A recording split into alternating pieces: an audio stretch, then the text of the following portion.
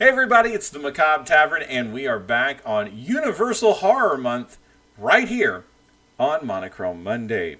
Today we're doing the 1936 sequel to Dracula called Dracula's Daughter. Dracula's Daughter was directed by Lambert Hillier, a screenplay by Garrett Fort, and the screenplay history is very interesting, and we'll get to it after we finish the plot.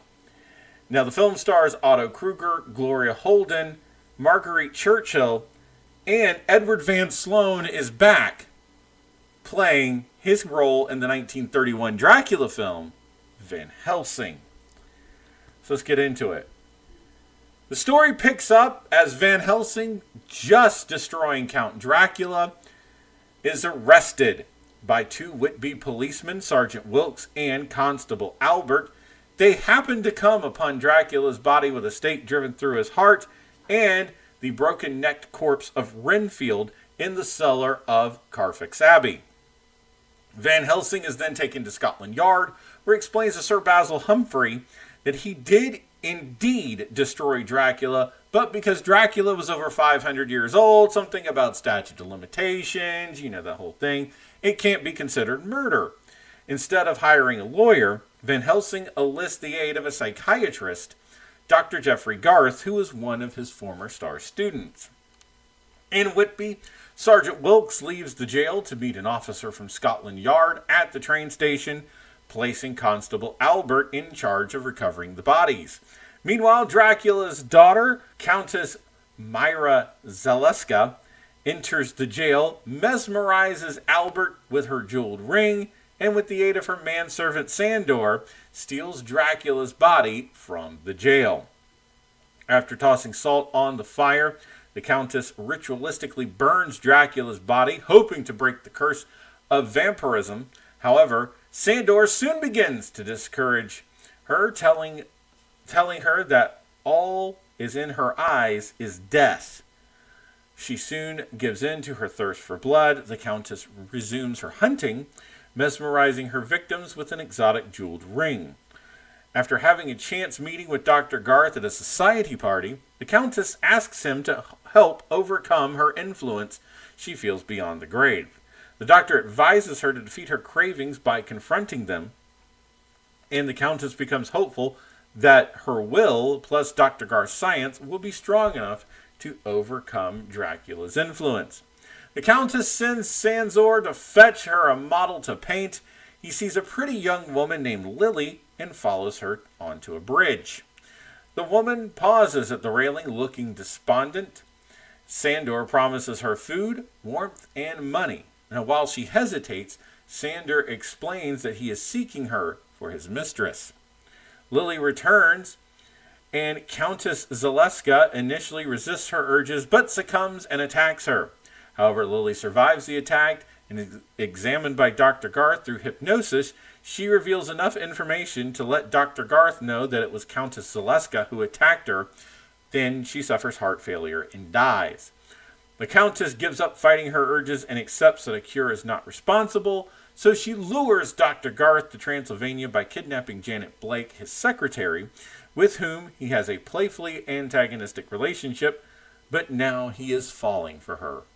Zaleska intends to transform Dr. Garth into a vampire to be her eternal companion.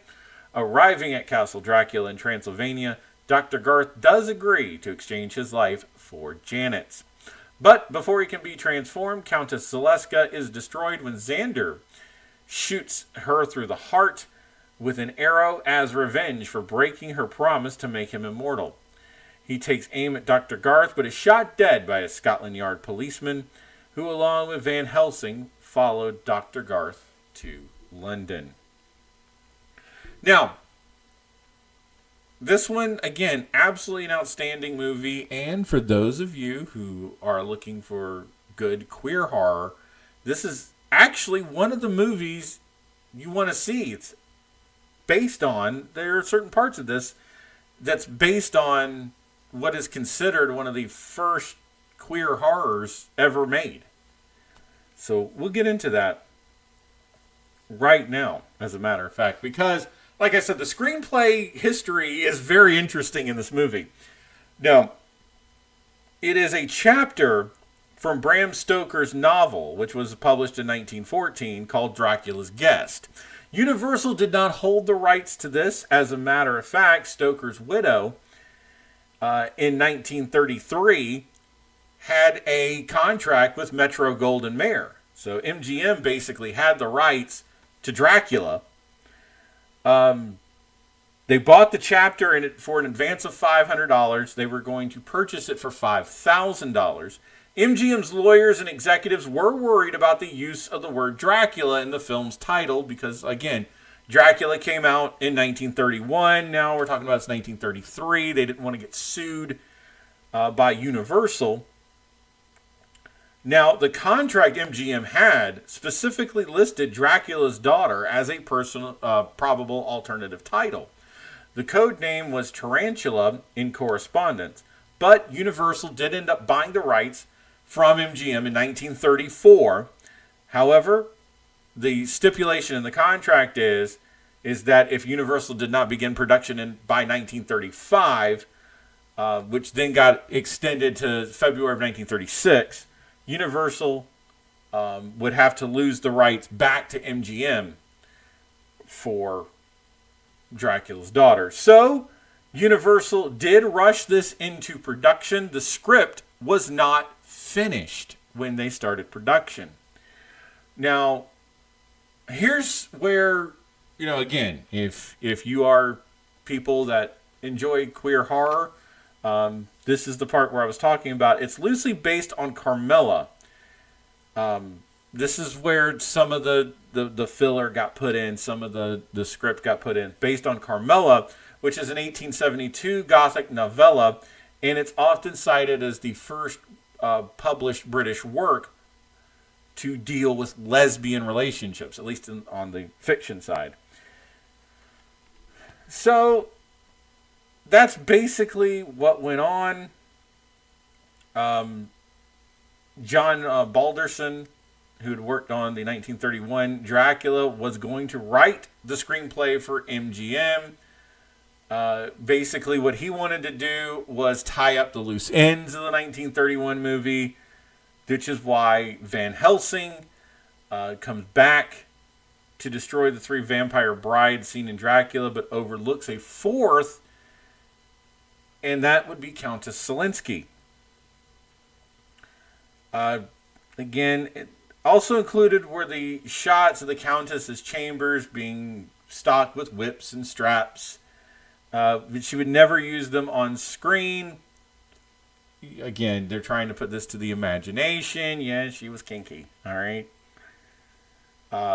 The production code administration did come down and tell them that's not cool. You're not doing that.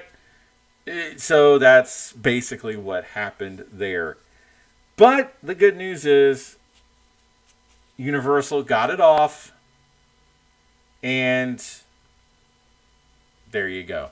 All right. The main reason why Universal wanted to buy this movie was to tie up the loose ends. This was supposed to be the second to last movie when it comes to Dracula. Obviously, we've come to learn later that's not 100% true. But yes, this is, again, one of the best movies of all time. I cannot really, I can't recommend this enough.